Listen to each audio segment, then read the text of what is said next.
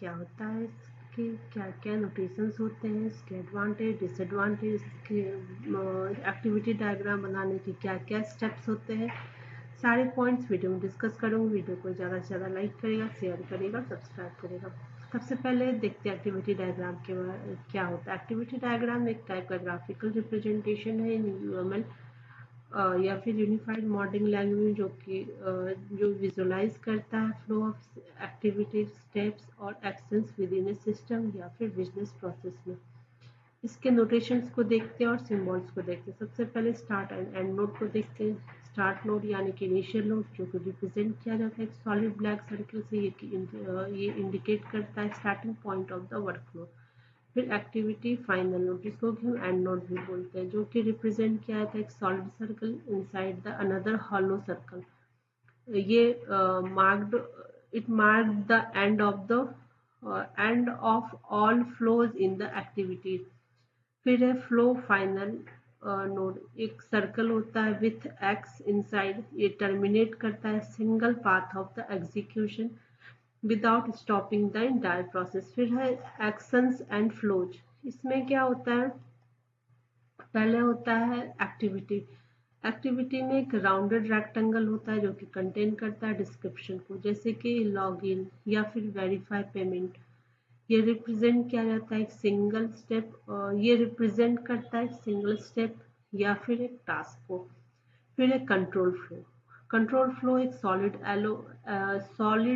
Arrow होता है जो कि इंडिकेट करता है direction of the process from one action to the next. फिर है ऑब्जेक्ट फ्लो। ऑब्जेक्ट फ्लो में एक डैश्ड एरो होता है जो कि शो करता है कि डाटा या फिर जो ऑब्जेक्ट है वो मूव करता है बिटवीन द एक्टिविटीज। देन है decision and merges. Decision and merges में सबसे पहले डिसीजन नोड होता है जो कि एक डायमंड शेप होता है with one input and multiple output. फिर है मर्ज नोड। मर्ज नोड होता है जो कि ऑल्सो एक डायमंड शेप होता है but with multiple input and one output. ये it brings different path back into a single flow. फिर है कंकरेंसी। कंकरेंसी में सबसे पहले फॉर्क होता है जो कि थिक हॉरिजेंटल और वर्टिकल बार होता है with one input and multiple output होता है। ये शो करता है जहाँ की सिंगल प्रोसेस स्प्लिट होता है multiple task running at the same time. Then है जॉइन। जॉइन एक थिक बार होता है, multiple input and one output. It synchronize the parallel task. It means कि जो प्रोसेस है can not continue until all incoming tasks are finished. Then है organizational element. Organizational element में सबसे पहले होता है पार्टीशन जिसको कि हम स्विम लेन्स भी बोलते हैं। इसमें एक लार्ज वर्टिकल और हॉरिजेंटल कॉलम होता यूज किया जाता है जो कि ग्रुप करता है action based on who is performing them. जैसे कि एग्जांपल में हम कस्टमर ले सकते हैं, बैंक ले सकते हैं या फिर सिस्टम ले सकते हैं। देन है एग्जांपल में एक मैंने लिया है ऑनलाइन शॉपिंग। ऑनलाइन शॉपिंग की एक्टिविटी डायग्राम को में हम क्या क्या एक्टिविटी करते हैं वो समझते हैं। सबसे पहले स्टार्ट लेते हैं, फिर ब्राउज प्रोडक्ट करते हैं, देन सेलेक्ट प्रोडक्ट होता है, add to cart, proceed to checkout, फिर enter shipping detail, make payment. फिर डिसीजन की बारी आती है। डिसीजन में हम पेमेंट जब सक्सेसफुल होता है तो ऑर्डर कंफर्म होता है, अगर नो हुआ तो नो पेमेंट हुआ, फिर एरर हो गया तो फिर ये प्रोसेस एंड होता है।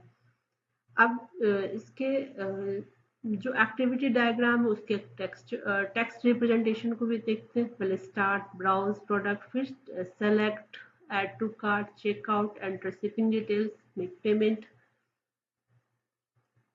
पेमेंट सक्सेसफुल होता है।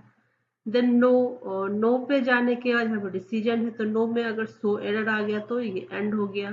फिर यस किया तो फिर ऑर्डर हमारा कंफर्म हुआ, देन एंड होता है यहाँ पे।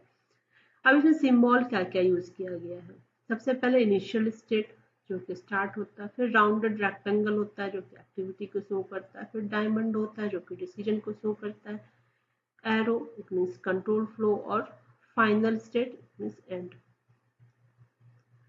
अब यूज इसके एक्टिविटी डायग्राम जो होते हैं उसके यूज कहाँ कहाँ पे होते हैं। सबसे पहले ये शो करता है flow activities in A system या फिर बिजनेस प्रोसेस में, हेल्प करता है अंडरस्टैंड करने में कि how task move from start to end, फिर एक्सप्लेन करता है सिस्टम के बिहेवियर को डिस्क्राइब करता है।